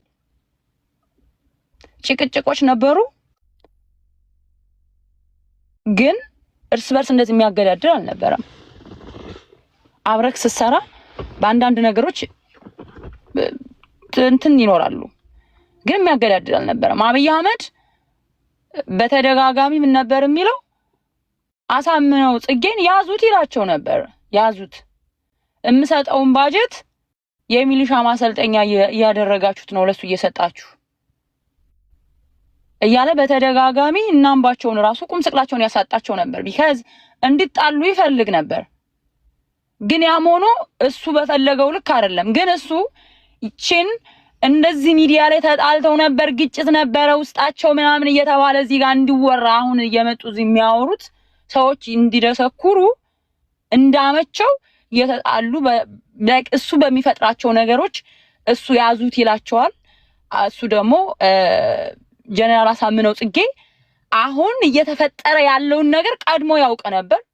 እያንዳንዱ መስሪያ ቤት ውስጥ ራሳቸው እና አብይ አህመድ ከ4 ኪሎ እስከ ትግራይ ከትግራይ እስከ ኦሮሚያ ስለ አማራ በራሳቸው ቋንቋ የሚነገሩ ነገሮችን በሙሉ የራሱን ኃይል የራሱን ደህንነት አስቀምጦ በኦሮሚያ ሲዋሩ በኦሮሚኛ ራሱ ኦሮሚኛ ሲዋሩ ኦሮሚያ ክልል ላይ ስብሰባ ላይ ስለ አማራ ስለ ወደፊት አማራ ምን ሊያደርጉ እንደሚችሉ ሁሉ የታቀደውን እቅድ ይሰማ ነበር። ለዛም ነበር እየወጣ የሚናገረው እቅዳቸውን አማራን ሊያጠፉት አማራን ሊጨፈጭፉት እንደነበረ ያውቅ ነበር። ስለዚህ አማራ ከባለፈው የባሰ ተከበናል፣ አንድ መሆን አለባችሁ፣ የታሪክ ስህተት እንዳፈጽሙ ህዝባችን ሊጨፈጨፍ ነው ይል ነበር። ያ ነው ሀፕን የሆነው። አሁን ያንን ስለነቃባቸው ያደረጉት እርስ በርስ የተጋጩ በማስመሰል ያዙት በማለት ያዙት አሳምነውን በማለት አብይ አህመድ መጨረሻ ላይ ግን ሁሉንም ራሱ ነው የበላቸው። አሳምነው ጽጌ እኮ እዚህ በሶስቱም በአራቱም አቅጣጫ እዚህ እኛ የማናውቀው ኃይል እዚህ ባህር ዳር ውስጥ ገብቷል ብሎ እኮ ተናግሯል። እነ ዘመነ ካሴን አስራለሁኝ ወስዳለሁ ምናምን የሚልና የተለያዩ ስራዎችን ስላጣየ ስለምናምን ጥናት አደርጋለሁ የሚል የሚመስል ኃይል ገብቷል አለ። ያ ኃይል የገባው ለኦፕሬሽን ነበር። እናምባቸውን እናሳምነው ጽጌን ሊገድል ማለት ነው። ያ ነው የተፈጠረው። እና ግን ምን ነበር መሰለክ ቴዲ፣ አሁን ተደጋጋሚ ይሄንን በኤአይ ዛሬ ኤአይ በድሮ ቢሆን የዛን ሰዓት በተነገረው ቢሆን ኦኬ አሳምነው ነው ያ ድምጽ ይባል ነበር። ኤአይ ዛሬ እንኳን አይደለም ድምጽ ቀርቶ ሰዎችን ፊዚካሊ በቪዲዮ አስመስለክ አንድ ላይ ሲተኙ አንድ ላይ ወይ ሲሳሳሙ ምናምን ሁሉ መስራት ይቻላል። ያችን ድምጽ ሁሉ ሆን ተብሎ በኤአይ ተሰርቶ እንደተፖሰተኒ የራሴ ብዙ መረጃዎች አሉኝ። ሲቀጥል ደግሞ አሳምነው ጽጌን የሚመስል ከፈረንሳይ ሀገር ጭምብል ተሰርቶ ቪዲዮ ራሱ ሞክረው አልሳካላቸው ብለው እንደገና ያንን ሚዲያ ላይ እንለቃለን ምናምን ካሜራ አለን እዛ ጋር እንትን ሲል ይሄ ምንድነው ግድያውን ሲፈጽም ምናምን ብለው አልተሳካላቸውም። ድራማ ሊሰሩ ያንን ነገር ሳያደርጉት ቀርተዋልና ይሄ የአብይ አህመድ ድራማ ነው። እርስ በርስ አማራዎች አልተገዳደሉም። ሁሉንም ያገደላቸው አብይ አህመድ ነው ብዬ ነው የማስበው እኔ። እውነቱም ደግሞ ያ ነው። ቴንክ ዩ። አንዳንድ ዙር ወደ እናንተ እመጣለሁ። ታፕ አድርጉ። በነገራችን ላይ አሁን ይሄን ውይይት ቤታችሁን ከፍታችሁ ብትወያዩ 2 ሰከንድ አትደማመጡም። በተለይ በዚህ ርዕስ ላይ እኔ በመሆኔ ነው እዚህ ጋር የይዣቸው አፈኛቸው የተወያዩ ያሉት። እያመሰገንክ ታፕ አድርግ። 2 ደቂቃ አውሩ። እኔ አሁን ዘጋለሁ። እስኪ ቤታችሁን ከፍታችሁ በዚህ ርዕስ ላይ ተደማምጣችሁ አውሩ። አድማጭ ጤና ይስጥልኝ። ሰላም ነው ቴዲ፣ እንዴት አመሸህ? ደህና ነው ወይ? እግዚአብሔር ይመስገን። እያነሳን ያለነውን አጀንዳ ሰምተሃል? አዎ ሰምቻለሁ፣ እየሰማሁ ነው። ሰዎችም ትንሽ አንዳንድ ነገር ወደ ኦሮሞም እያመጡ ስለሆነ በዛ ላይ መልስ መስጠት ፈልጋለሁ ብዬ ነበረ የገባሁት። ጉዳዩ በብልጽግናና በብአዴን መካከል ነው። ህዝብና ህዝብ አታርጉት ፕሊስ። ስለዚህ ገዳዮቹ ኦህዴድ ነው ከተባለ የኦህዴድ ደጋፊ ከሆንክ እስኪ እንደ ኦህዴድ መልስ። በነገራችን ላይ ህዝብ አሁን ይሄ እኮ አይ ኦሮሚያ ውስጥ የሚያወሩ ስላለች አሁን ሲስተር የተናገረች አሁን ይሄ ውሸት ነው። እንደውም በኦሮሞ ህዝብ ላይ ሰውየው ጥላቻ ሲዘር የነበረ ሰው ነው ሟቹ። የዛሬ 500 ዓመት የሚለው ምንድነው? የዛሬ 500 ዓመት ምን ሆነ? ኢትዮጵያ ውስጥ የዛሬ 500 ዓመት ምን ሆነ? ምን ስለሆነ ነው እሱ ፈርቶ እንደዛ አይነት ብዙ ወሬ ሲያወራ የነበረ ሰውዬ ነው። ነገር ግን አሁን የሰው መሞት ያሳዝናል። ኢትዮጵያውያን ናቸው የተገዳደሉት። ከየትኛውም ይሁን የትኛውም ይሁን ሰው ነው የሞተ አይደለም፣ ሰው ልጅ ነው የሞተ። ኢትዮጵያውያኖች ናቸው እነዚህ ሰዎች። ግን ይሄ የብሔር ፖለቲካ ስለሆነ መታሰብ አለ።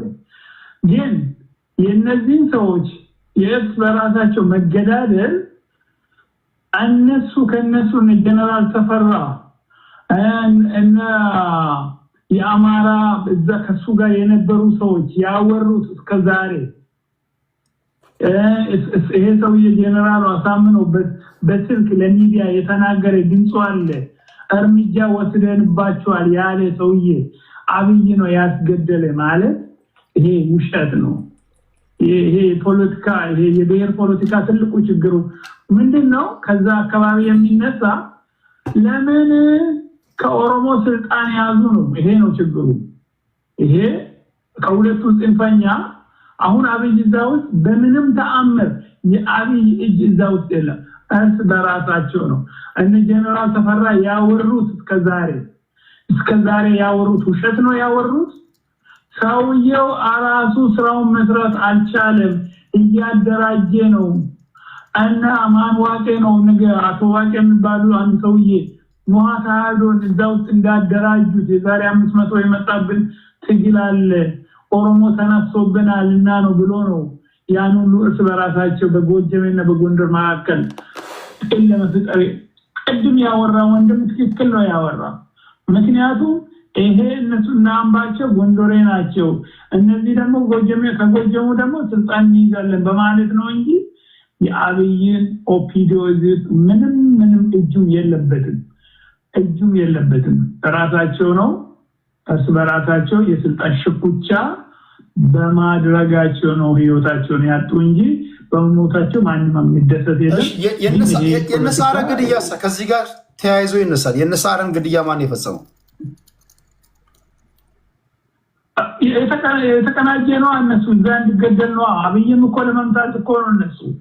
አብይም እኮ ሳሬን ከገደሉ እኮ አብይም እኮ ለማስገደል ወደ ኦልሬዲ ሬዲ ስልጣን እኮ ከኦሮሞ እጅ ገባ። ከኦሮሞ ለመቀበል እኮ ነው። እንደውም እኮ አሁን ይሄ ከኦሮሞ ፖለቲከኛ እንደውም በደንብ አያወሩም እንጂ እኮ አብይ እኮ ሊገደል ይችላል እኮ ሚሱ ከተገኘ እንደ አሳምኖ ነው ያዘጋጀ። ይሄ ሳሬን የገደለ እኮ አሳምኖ ይሄ ሰውዬ ነው ያዘጋጀ። የደህንነት ሲሰራ ስራው ምንድነው ታዲያ? ማነው ገዳው ብትለው ጠባቂው አይደለም? ጠባቂው ብሔሩ ምንድነው? በምስጢር የተደራጁ እኮ ናቸው። ደህንነት ውስጥ ይሰራ ነበር ይሄ ሰውዬ ሚሊተሪ ነው። ሰውዬ በጣም የሚይዘው የሚጨብጠው የለም። የታወቀ እኮ ነው። እየሰማን አይደለም እንዴ? ነበርን እኮ በህይወት እንደዛ ሲያወራ ሰዎችን ቄሶቹን ሰው አታሳርቁን ምናምን ብሎ ሲያወራ የነበረ ፍራስትሬሽን የነበረ ሰው ነው። እና ይሄ የማይሆን ፖለቲካ ባይሰራ ጥሩ ነውና ሁሉም ሰው ደግሞ ማንንም ሰው በሰው እውነትን ውሸትን እውነት ማድረግ አይቻልም። በጣም የሚከብድ ነው። ይሄ ሲወራ ኦሬዲ ያለቀ የደቀቀ ህይወት ነው ታሪክ ነውና እሱ በራሳቸው ነው እንጂ ይሄው ተደረገ አብይ በምን ተአምር ሊገል አይችልም። እሺ ይሄ ውሸት ነው። ከልብ አመሰግናለሁ። እሺ አድማጬ፣ እሺ ቴንክ ዩ። ኦልራይት። እሺ ሌላ አንድ ሰው ላስገባ። ጤና ይስጥልኝ። ሄሎ ሄሎ ቴዲ ጤና ይስጥልኝ። አብሮስጥልኝ እንዴት ነህ? እግዚአብሔር ይመስገን። እያነሳን ያለነውን አጀንዳ ሰምተሃል? አዎ ስለ ግድያዎቹ ጋር ተያይዞ ነው አይደለ? ስለ የትኛው ግድያ ማለት ሰኔ 15 ላይ በአደሎቹ ላይ የተከሰተውና ከሀገር ጋር የተከሰተ ፖለቲካል ክራይሲስ ትክክል። ምንድን ነው ያንተ ሀሳብ? እሺ እኔ የኔ ሀሳብ ጥሪ ባለች በምሰጥ ድምፅ ጥራት የለውም። አድማጭ ድምፅ ጥራት የለውም። ኔትወርክ ነው መሰለኝ። እስኪ አውራ። በምሰጠኝ አጠሪያለች ብትቃውስ ምናልባት ሀሳቤን ማንሳት ከቻልኩ ያለኝ ሀሳብ ሚዲያዎቹ ዙሪያ እኔ እዚህ ሚዲያ ላይ የሚደረጉ ነገሮች ጀነራል አሳምኖ በወቅቱ ሲያደርጋቸው የነበረውን በተለይ ኦሮሞዎቹ ኔትወርክ ችግር አለበት። እንደገና ኔትወርክ ትክክል አይደለም። ይቆራረጣል። ይቆራረጣል መሀል ላይ። ሄሎ ይሰማል? ይቆራረጣል መሀል ላይ። እሺ ሌላ ሰው እስኪገባ ድረስ ወደ አዲስ ታይምስ ሬዲ ከሆንክ ወደ አንተ እመጣለሁ። አዲስ ታይምስ ሬዲ ነው? ቴዲ ሰላም ብያለሁ። አዎ ሬዲ ነኝ። ምንድን ነው መጀመሪያ እንደው ስላሳምነው ጽጌ ስለ ጀነራል እኔ በዚህ አጋጣሚ ሰሞኑን ሰኔ 15 ብለው የሚያለቅሱ አንዳንድ ሰዎች አሉ። በእርግጥ ሰኔ 15 ለአማራ ሕዝብ በአማራ ክልል በመፈጠሩ አመራሮች ተገድለዋል። ይሄ በጣም ያሳዝናል። ግን ለቅሶ የሚያስቀምጥ አይደለም። በዚህ አጋጣሚ መልእክት ላስተላልፍ። እርስ በርስ የሚገዳደሉ አብይ የሚያስገድላቸው ምናምንም የፈለጋችሁትን በሉ። በቃ ይሄ ያለፈ ታሪክ ነው። ለቅሶ የሚያስቀምጥ አይደለም። አንዱን ደግፎ አንዱን እየረገሙ የቁርሾ ታሪክ ለማስቀመጥ የሚሄዱ የኋላ ቀርና የባዴን ሰዎች በዚህ አጋጣሚ መልእክት ጀነራል አሳምነው ጽጌ አማራ አምጦ ከወለደው ጀግኖች መካከል ግንባር ቀደሙ ነው። የሞተበት ሁኔታ የሄደበት ሁኔታ ምናምን እሱ ነገ በታሪኩን በደንብ ይዘረዘራል ብዬ አስባለሁ። እና ግን አማራ ለአማራነት ከሞቱ ሰዎች ለእውነት ከኖሩ ስል ለአማራነት ብቻ አይደለም ለኢትዮጵያዊነት ቅድም ወንድማችን ሲናገር ጀነራል አሳምነው ጽጌ ትራይባሊዝምን አያምንም ብሏል። እውነቱን ነው። አስተሳሰቡ በኢትዮጵያዊነትም በጣም የጸና እምነት ያለው ሰው ነው እናውቃለን። እና ለአማራነት የሞተ በተግባር የኖረ ጀግና ነው። እና የተፈጠረውን ነገር ፖለቲካ ችግሩን በእርግጥ እንዴት ሞተ፣ እንዴት የነበረው ችግር እንዴት ነበረ የሚለውን ማንሳት እንችላለን። አዎ እነዚህ በአማራ ክልል ውስጥ መስመር ላይ ጠብቀኝ አድማጭ፣ ወደ አንተ እመጣለሁ። ቀጥል አዲስ። ኦኬ።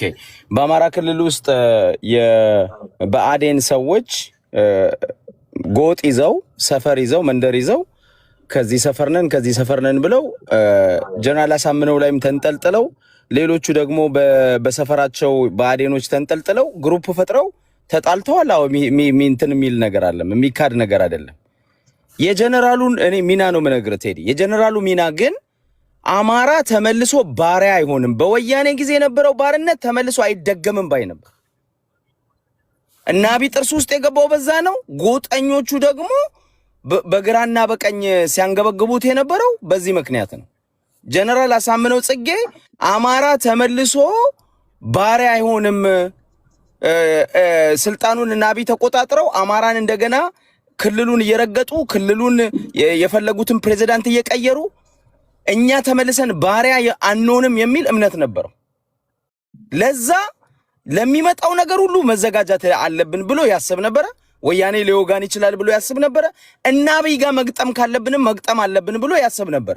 ለምሳሌ ጀነራል አሳምነው ጽጌ ልዩ ኃይል ሲያሰለጥን እነ ብርሃኑ ጁላ አስፈራርተውታል። ያሰለጠነው ልዩ ኃይል ደግሞ በጣም አደገኛ ልዩ ኃይል ነው። መጨረሻ ላይ ሄዶ ቅራቀር ላይ ወያኔን መጥቶ የመለሰው ልዩ ኃይል ጀነራል አሳምነው ጽጌ ያሰለጠነው ልዩ ኃይል ነው። ኤክስ ወታደር የነበሩ በኢህአዴግ ውስጥ አማራ በመሆናቸው የተባረሩ ሚሊተሪ ሳይንስ የተማሩ ብዙዎቹ በውትድርና ውስጥ ያለፉ ሰዎችን ሰብስቦ ትልቅ ተቋም ነው የፈጠረው። አማራ ልዩ ኃይልን በደንብ አጠናክሮ ሰርቷል። እነ ጀነራል ብርሃኑ ጁላ አሳምነውን ጠርተው ግምገማ አድርገዋል። ምን እየሰራ ነው? ምን አይነት ያንተ የምትገነባው ጦር የመከላከያ አይነት ነው? እንግዲህ የመከላከያ መሳሪያ አልታጠቀም፣ ግን 10 ጊዜ መተው ያስፈራሩት ነበር፣ አቆም ይሉት ነበር። እሱ ደግሞ ምን ይላል? ኦሮሚያ ክልል 40 ጊዜ ልዩ ኃይል ሲሰለጥን እኛ 2 ጊዜ ስልናሰለጥን የምታስቆሙበት ምንም ምክንያት የለም፣ ክልላችን ነው። ሀገሪቷ ኦሮሞ 40 ጊዜ ልዩ ኃይል ካለው እኛም 40 ጊዜ ይኖረናል የሚል እምነት ነበረው። ትግሬ 50 ጊዜ ካለው እኛም 50 ጊዜ ይኖረናል ብሎ ያምን ነበር። ራሱን አማራን በኃይል ማደራጀት አለብኝ፣ አማራ ራሱን የዛሬ 500 ዓመት ዘመን በፊት የነበረው አማራ ላይ የተቃጣው ጥቃት ተመልሶ እየመጣ ነው ይል ነበረ። አብይን በመደገፍ ጀነራል አሳምነው ጽጌ አብይን ይደግፍ ነበረ። ገና አብይ እሱን ስላስፈታው ብቻ ሳይሆን አብይ ወደ ስልጣን ሲመጣ ሪፎርሚስት ነው ብሎ የለውጥ አካል ነው ብሎ ይደግፈው ነበረ። በኋላ ላይ ግን በትንሽ በአዲስ አበባ ጉዳይና ወዲያውኑ በሚያደርገው እንቅስቃሴ አብይን ተረድቶት ነበረ። አብይን እነ ሽመልስ አብዲሳን የሚደረገውን የሚመጣውን ፖለቲካ ሁሉ አናሊሲስ ሰርቶ ቀድሞ ተረድቶ ነበረ ጀነራል አሳምነው ጽጌ። ከብአዴን ሰዎች ጋር የሚጣላ የነበረው የአብይ እነ ጀነራል እነማን ነው የክልሉ ሰዎች እና አሳምን እምናን ነው እነ ገዱ አንዳርጋቸው እና አምባቸው መኮንን እነ ደመቀ መኮንን የአብይ ገረድ ሆነው ያስቸግሩት ነበረ። የአብይን አጀንዳ ተሸካሚ ሆነው የአማራን ሳይሆን የአብይን አጀንዳ አስፈጻሚ ሆነው ከነሱ ጋር ይጋጭ ነበር። እኛ የማንም ባሪያ አንሆንም፣ አማራን ነፃ ማውጣት አለብን፣ ለዚህ መሞት አለብን ብሎ ያስብ ነበር። በዛ ውስጥ ግን ልክ እንደተባለው ቅድም የጎንደርና የጎጃም ጎጠኞች አሳምነውን ወደዚህ እየወዘወዙ ስልጣን ለመያዝ ያው በስልጣን በመናምን ይጣላሉ። ዛሬም ድረስ የሚባሉት በሱ ነው። የሚያሳፍረው ነገር እና እውነት ነው። እነሱ የኢንተረስት ነበራቸው፣ የስልጣን ኢንተረስት ነበራቸው። የመንደር ጨዋታ ትናንት የሚጫወቱ ነበረ፣ ዛሬ የሚጫወቱ ነበረ። በዛ መሃል ግን አሳምነው ጽጌ ቴዲ አፍሮ አንድ ዘፈን አለው ለማን ነው ለንጉስ ቴድሮስ የዘፈነው ዘፈን አለ። ተዋከበና ወዲህ ዞር ቢል ሰው የለምና የሚለው ዘፈን እኔ ላሳምነው ጽጌ ይመስለኛል። ከዚ መሃሉ ላይ የሚያሉት ብአዴኖቹ ሆዳሞች፣ ጎጠኞች፣ መንደርተኞች አሳምነውንም አሳልፈው የሚሰጡ ነበሩ። ከላይ ያለው የፌደራል መንግስት አሳምነውን ብቻ ሳይሆን አማራን ቆርጥሞ ለመብላት የተዘጋጀ ነበረ እና አሳምነው በዛ ውስጥ የተገኘ ሰው ነው። የሞተውም እኔ የተገደለውም አማራን ባሪያ አላደርግም በማለቱ አማራን ባሪያ አላደርግም በማለቱ አቋም ይዞ አማራውን ወታደራዊ ፖለቲካዊ ኃይል ለመገንባት ስለተንቀሳቀሰ ነው ጀግናው ጀነራል አሳምነው ጽጌ የተገደለውም ጥቃትም አድርሶ ከሆነ ያንን ለማድረግ ብሎ ነው እሱ የሄደው። ግን ጎጠኞች ሰኔ 15 ብላችሁ የምታለቅሱ አልቅሱ። ማልቀስ ካለበት አማራ ለአሳምነው ጽጌ ነው የሚያለቅሰው። ኦነስትሊ ለእውነተኛው ጀግናው ለአሳምነው ጽጌ ነው የሚያለቅሰው። አመሰግናለሁ። ቴንክ ዩ። ጤና ይስጥልኝ አድማጭ፣ ስልክ ላይ አለ። ሰላም እንዴት ነህ ቴዲ? ደህና ናችሁ? እግዚአብሔር ይመስገን። እሺ ምን ትላለህ? በተነሱ ሀሳቦች ላይ ከጠዋቱ በጣም ስትገባ ነው መስማት የጀመርኩት። ምንድነው አማራ ስተርት የገደለው ባልሽ የሞተው ወንድምሽ አዘንሽ ቅጣት ምንድነው የሚባለው? እሱ አይነት ተረት ነው የሚያወሩት እነዚህ ሰዎች ማለት ነው። አንደኛ ሴቷ የምታወራው ዝም ብሎ ኢሎጂክ ከኪስ አውጥተህ መረጃ ስታወራ እንደዚህ ነው የምትቸገረውና አሳምነው ጽጌ ኦሮሚያ ውስጥ እንደዚህ ሰላዮችን አስገብቶ እንዲህ 500 ዓመት ወደኋላ ሊመልሰን ነው ሰምቲንግ እሱ የጻፈው በየጊዜው ወጥቶ እንግዲህ 500 ዓመት ነው ከዚህ በኋላ በባርነት የምትገዙት የምትለዋን ስሜት ይይዛል ነው እንግዲህ። ይህን መረጃ ደግሞ ከዚህ ከኦሮሚያ ብልጽግና አግኝቷል ብላ ታወራለች። ሳታል ምንም መረጃ በእጇ ሳይኖር አሰሚ ብትባል ማሰማት የማትችለውን በቃ ወሬ ብቻ። ይሄ አገርን አይገነባም። ቱቴል ሊምድሪያሊቲ ይሄ አገር ሊገነባ ይችላል። እኔ የተሰማኝ ነገር ምንድነው በግድያ የሚያምን ስብስብ ነው ብዬ ነው መስሎ ነው የአማራ ፖለቲካ ሰውን በመግደል ኤሊትህን በመግደል በሀሳብ በመለያየት በእይታ በመለያየት በመከፋፈል ግድያን እንደ መፍትሄ ካመጣ ማህበረሰብህን ህዝብህን ነው የምትወል። እኔ በዛ ሰዓት በሰኔ 15 ቀን በተፈጸመው ግድያ የአማራ የፖለቲካ ትርክትና ጥንካሬ ወደኋላ ነው የተንሸራተተው ብዬ አስባለሁ። ኢቭን ብልጽግና ውስጥ ያላቸው ቦታዎች እንኳ በምክትል ጠቅላይ ሚኒስትር እንኳ ቢሆን እንኳ ተሰሚነቱ አብይን ሊያቆም የሚችል ኃይል በወቅቱ ነበር። ምን ጥያቄ ነው? እዚህ ጋር ቼክ እንደ ባላንስ ይደረግ ነበር ብዬ አስባለሁ። ዶክተሩ ባይሞቱ፣ ከዶክተሩ ጋር ያሉ ሰዎች ባይሞቱ፣ ከዛ ወዲህም ደግሞ የብልጽግና ቢሮ ኃላፊው ሰውዬ ባይሞት የተሻለ አቅም የአማራ ክልል ይፈጥራል። አንዘን እዚህ ጋር ያሉ ቡድኖችን ሊገዳደር የሚችል ቼክ ኤንድ ባላንስ ነገሮች ዝም ብሎ እንዳይወሰኑ ጥሩ አቅም ይፈጠራል ብዬ አስባለሁ። ስለዚህ ብልጽግና እንዲያስብ ከመወሰኑ በፊት ክርክር፣ የሀሳብ ፍጭት እዛው ፓርቲ ውስጥ ይደረግ ነበር ብዬ አስባለሁ። ይሄንን በማድረጋቸው እነዚህ ኃይሎች የኢትዮጵያንም ህዝብ ጎድተዋል ብዬ አስባለሁ። አይደለም የአማራ ህዝብ። ምክንያቱም እዚህ ጋር የአብይ ቡድን ጠንከር ብሎ የመውጣት እድል አግኝቷል ብዬ ስለማስብ በሎጂክ በሀሳብ ፍጭት ቁጭ ብለህ በውስጥ ፓርቲ ፍትጊያ የምታሻሽላቸው የምታስተካክላቸው ብዙ እዛ ጋር እግረ መንገድን የመፈጠሩ እድል አለ ብዬ አስባለሁ። እዛ ጋር እግረ መንገድን አድማጭ እነ ሰዓረም ተገድለዋል በዛ ሰዓት ላይ እና የእነሱስ ግድያ ከምን ጋር የተያዘ ነው? ያ እኔ እንግዲህ ይሄ አሁን መረጃ አለኝ ብዬ አይደለም የማወራው። ሁለት መሰረታዊ ምክንያቶች ይኖሩታል ብዬ አስባለሁ። እናሳምነው ሰዓረን ከገደሉ በኋላ ቀጥሎ ያለው ሊመጣ የሚችለው ትግራይን የማጥፋት ፍላጎት አለ ብዬ አስባለሁ። ይሄ ወይ በብልጽግና ደረጃ ሊወሰን የተወሰነ ጉዳይ ሊሆን ይችላል። ስለዚህ ሰዓረ እዛ እስካለ ድረስ በትግራይ ላይ የሚደረጉ ጦርነቶች ይኖራሉ ብዬ አላስብም ከፊታቸው ስለሚቆም፣ ወይ ደግሞ ካልሆነ ጦር ኃይሉ የመከፋፈል እድል ይገጥመዋል ተብሎ ስለሚፈራ ይህን ጨዋታ እነዚህ ኃይሎች አምጥተውታል ብዬ አስባለሁ።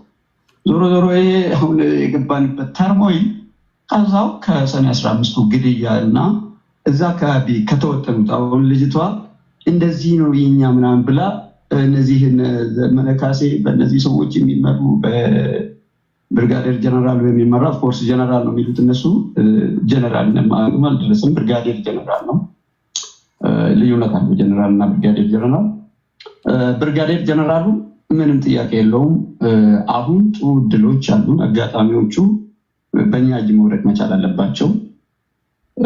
ስለዚህ አብይ ኦሮሞ ስለሆነ ከኦሮሞ እጅ ወይም ከደቡቡ እጅ ብሎ ነው የሚያስቡት። ኦፍኮርስ እነሱ ኦሮሞ ብቻ አይደለም ወደ ደቡቡ ገብቷል ብሎ ነው የሚያስቡት ስልጣን እንትኑ። ስለዚህ ከደቡቡ ወጥቶ ሰሜኑ ጋር መግባት አለበት። ከኛም ቢወጣ ያው በምንም ስታንዳርድ አሁን እንደሚያወሩት ሰሜኑ ጋር ስልጣን መግባት ያለበት በሰሜኑ ነው የሚያምረው። ደቡቡ ደግሞ ስለስልጣን ምኑ ነው የሚል አይነት አስተሳሰብና ሀሳብ ያላቸው ሰዎች ናቸው እና ይህንን የሀገራችንን ተርሞኒ ፈጥሯል ብዬ አስባለሁ እነዚህ ሰዎች። ስለዚህ ያ ውጥንቅጥ በወቅቱ የነበረው ሀገራችንን እስከዛሬ ድረስ አደገኛ ይሁን ሊያባራ በማይችል ቀውስ ውስጥ ነው የከተተው ብዬ ነው የማስበው። ይሄ ደግሞ በዋነኛነት እኔ የአማራ ህዝብ በደንብ አንደርስታንድ አድርጓቸዋል። እዛ ሱባኤ ተገዶም እኮ ከ24 ሰዓት ወደ 24 28 48 መንዝ እያደገ መጣ። አይ ቲንክ እኔ በጦር መሳሪያ ነው የሚፋልጉ ሰዎች ኃይሎች ከየትኛው ኮርነር የወጣ ድልም ያገኛል ብዬ አላስብም። የኢትዮጵያ ህዝብም ደግሞ ለእነዚህ ቦታም ክብርም እንደሌለው በደንብ በጥንቃቄ የተረዳበት ነው ብዬ ነው የማስበው። አመሰግናለሁ። ዘዴ ከልብ አመሰግናለሁ። እሺ አድማጬ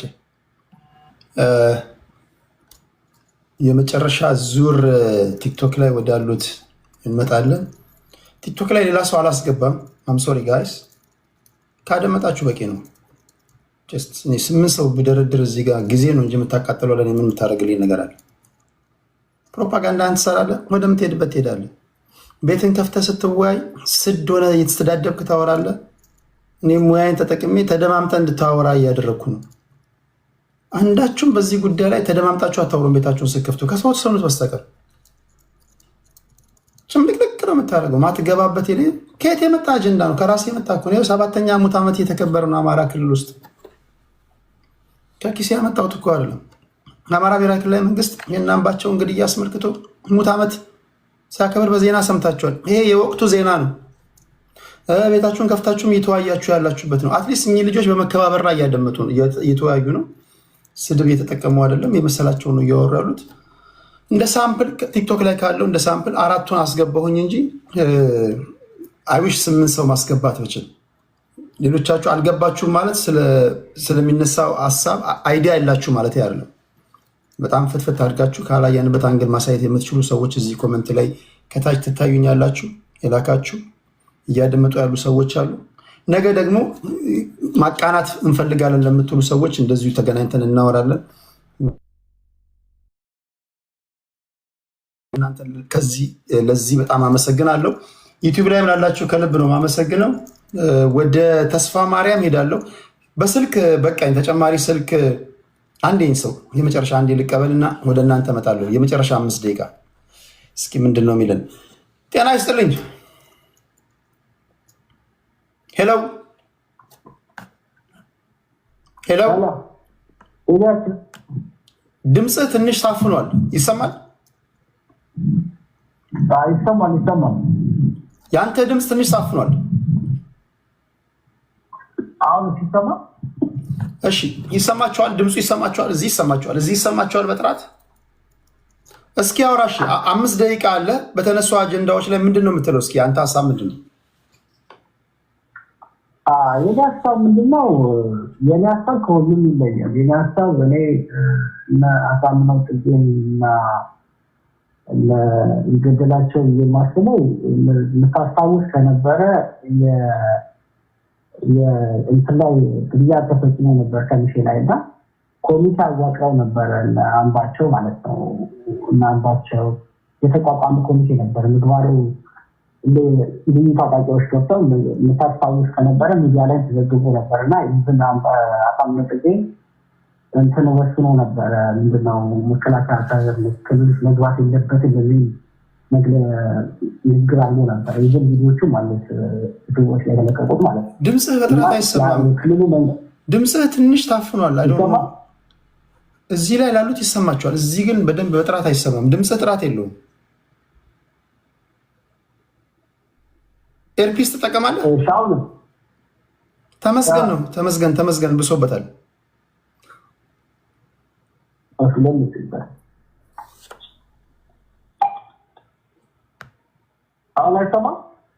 እሺ ቀጥል። እሺ እና ኮሚቴ አዋቀው ነበረ። ይህን ያቋቋሙት ኮሚቴ ምንድነው? ያቋቋሙት ኮሚቴው ሰብሳቢ የነበረው ምግባሩ ነው፣ የክልሉ አቃቤ ሕግ ማለት ነው፣ የተገደለው ማለት ነው። ሁለተኛው ደግሞ 6 ኮሚቴ ያቋቋሙት አቃቤ ኮሚቴ የምታስታውስ ከነበረ ኢቨን ዶክመንት ያደራጁበት ነው። የተገደሉት አማሮች ማለት ነው። ከሚሴ የተገደሉት ገብቶ ተገደሉ ሰው ያጣሉት ደግሞ ያቋቋሙት የክልሉ መንግስት ያቋቋሙ ኮሚቴ የተቋቋሙ ኮሚቴ የኮሚቴው ሰብሳቢ ብለው ያስቀመጡት የክልሉ የአቃቤ ሕግ ነው። ሁለተኛው አሳምነው ጽጌ ነው። ሶስተኛው አበራ አዳሙ ነው፣ የክልሉ ፖሊስ ኮሚሽን ኃላፊ ማለት ነው። አራተኛው አቶ አምባቸው ማለት ነው፣ ዶክተር አምባቸው የክልሉ ፕሬዚዳንት። አምስተኛው አዘዘው ዋዜ የአደረጃጀት ጽሕፈት ቤት ኃላፊ ማለት ነው። ስድስተኛው ብርጋዴር ተፈራ ማሞ ማለት ነው። 6ቱ ነበሩ ኮሚቴ አመራሮች። ኮሚቴዎቹ አጣርተው ገደለ ብሎ የወሰኑት የመከላከያ ሰራዊት እንደገደለ ያረጋገጡ። ይህን ኦነጎች ገደሉ የሚል ነገር የለም። የገደለው ምንድነው? መከላከያው ገብቶ እንደገደለ ከሚሴ ያረጋገጡ። ከነዛ ውስጥ የተገደሉት 5ቱንም ገለዋቸዋል። የተገደሉ የተባሉት ማለት ነው። እነዛ ቀደም በቲክቶክ ገብታ የነበረችው ቴመር ስታስቀምጥ የነበረው መከላከያው እንዳይገባው ሲከራከር የነበረው አሳምነው ጽጌ በዛ የተነሳ ነው ብዬ ነው የማስበው። እኔ ኢቨን እነሱ ተገዳደሉ የሚል አላምንበትም። ማነው ገደላቸው? ኢቨን መከላከያው ገብቶ እንደገደላቸው። ምክንያቱም አጣጣው ውሳኔ ወሰኑት። ራሳቸው ተገደለ። መከላከያው እንደገደለ ካረጋገጥ እንዳይወጣ ነው ገደላቸው ግን ማምነበት የኔ አስተሳሰብ ነው። ኢቨን መከላከያ ላይ ቅድም ገብተው ገደሏቸው ያሉ ኢቨን ምንድነው ያስቀመጡትን አቅጣጫ ከተገደሉት ውስጥ ያልታሰረው ያልተገደለ አንድ ብቻ ነው ያለው። እሱ ተፈራ ማሞ ብቻ ነው የቀረው ማለት ነው። አምስቱ ግን ኦልሬዲ ሞተዋል። ኮሚቴዎቹ ያዘጋጁት ማለት ነው። እንደገደሉ የወሰኑ ሰዎች መከላከያ እንደወሰነ እንደገደለ ያረጋገጡ ሰዎች። ስለዚህ አሁን የተቀመጡት ነገሮች ስበርስ ተገዳደሉ የሚለው ነገር ምንም ይሄ ኢቨን ከተገደሉ በኋላ ማን ተጠቀመ ነው ታስቀምጠው ነገር ታስቀምጠው እነዚህ ሰዎች ሞት ይጠቀሙ ሰው ማለት ነው። ስለዚህ ነው ተጠቀመው ማለት ነው። ስለዚህ በነው ይፋም እንደሚመስለኝ ከሆነ እነዚህ የገደላቸው መከላከያው ነው። ኢቨን መከላከያው ክልል ውስጥ ነበረ ግድያውን ማቆም ይችል ነበር፣ አላቆመውም። ያላቆመበትን ምክንያት ምንድን ነው? ራሳቸው ስለተጠቀሙት ማለት ነው። የሳረ ግድያ ንሳ ማን የፈጸመው ትላለህ? ለምንድን ነው የሳረ ግድያ ደግሞ ማይበት አቅጣጫ ምንድን ነው? ኢቨን ቅድም አሁን ቅድም ያሳፈ ምንድን ነው የገባው ሲናገር የነበረ ሰውዬ ምናለ ግድያው ራሱ ተከታታይነት የለም። ሳረ እኮ የተገደለ እኮ ከእናሳምነው በኋላ አሳምነው እንዴት ብሎ ነው የሞተ ግድያው በኋላ ተነስቶ ብንሳረን ያስገደለ ይችላል። ኢቨን የሳረ ባለቤት እኮ ማን እንደገደለው በቪዲዮ ሰጥታለች። ኢቨን አለ ቪዲዮ ኢንተርቪዎቹ ማየት ይችላል። ራሷ አላመነችበትም። ከቤት መጡ ቀራ በላይ ተናገረችው። የራሳቸውን መከላከያ ሚኒስተሮቹ መከላከያ ውስጥ የነበሩ ሰዎች እንደመጡ ጠበቃዎቹ ማን እንዳነሳበት ጠባቂዎቹ እንደተነሱበት መረጃ ታስቀምጥ ነበር። በቪዲዮ ተደገመ እኮ ዩቱብ ላይ አለ ባለቤቱ የተናገረችው ማለት ነው። አንተን ብዙ ካገኘ ነገር ድጋሚ ከቻት ኢንተርቪው ልታረጋት ባለቤቱ ታስቀምጥልህ ይችላል። እሺ ዩቱብ ላይ ቀጥተዋታል እኮ። ከልብ አመሰግናለሁ አድማጬ። እሺ ከገደሉትም በኋላ እንደሚቀመጠው ማነው? ያው ብርሃኑ ጁላ ነው። እሱ ባይሞት ኖሮ ሌላ ሰው ብርሃኑ ጁላ ያስቀምጣ ይችላል ነበር። ስለዚህ ብልጽግና ማጽናት ያለበትን ነገር አጥልቷል ነው እና ብሌም የሚያደርገውን አካል ብሌም ያደረገው ሁለት ሰዎች ደግሞ ይመሰክሩ ሰማችሁ። እሺ ከልብ አመሰግናለሁ። አመሰግናለሁ። ቴንክ ዩ